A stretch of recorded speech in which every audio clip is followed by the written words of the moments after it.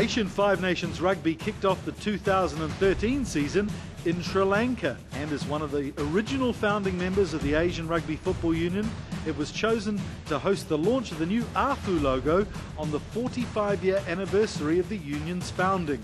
As you know, Sri Lanka is a founding member. It's actually also a founding team for the Hong Kong Sevens, one of the first 17 or 18 teams that played.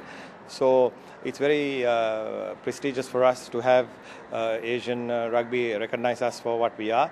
Today we have our new logo, that we're 45 years old, that 5 years ago we looked to do constitutional changes, we changed the structure of the tournaments, we created the A5N, the Asian 7 Series, and I think Asian Rugby has moved up into a completely different plane now.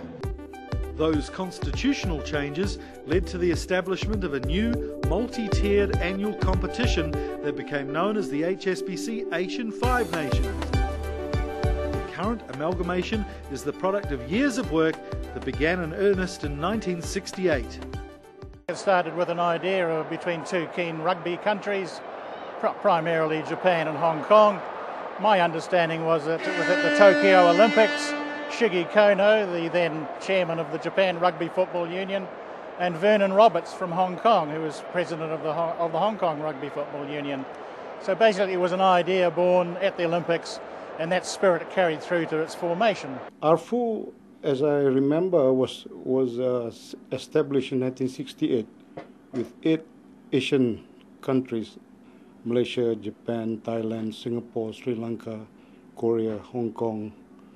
And now there are 28 nations. It has spread very, very wide. With the official formation of the Union in 1968, it was now up to the founding members to set out an agenda that would fulfil the twin goals of developing the game in Asia and providing players with a regional format that would increase opportunities for international competition. The result was the Asian Rugby Football Union Cup. The idea was that every 2 years, 8 or so countries would get together.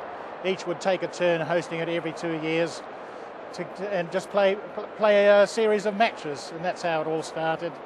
In many of those original member countries, teams were made up primarily of Western expatriates. Over the subsequent 45 years, development through the region has been wholesale. Rugby in today's Asia is not only more Asian, but more diverse as well. I'm proud of the number of increased number of youth players, the increased number of women players in Asia. That's evidenced by the Hong Kong Women's Sevens, which is now an established regional tournament, and so many other unions wanting to promote women's rugby and youth rugby.